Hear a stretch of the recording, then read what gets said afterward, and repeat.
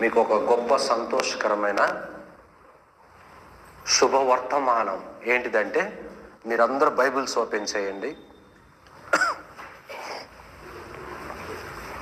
ద్వితీయోపదేశ కాండము 7వ అధ్యాయం 13వ వచనం.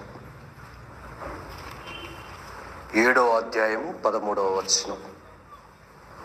ఎవరైనా గట్టిగా బిగ్గరగా చదివే వాళ్ళు చదవండి.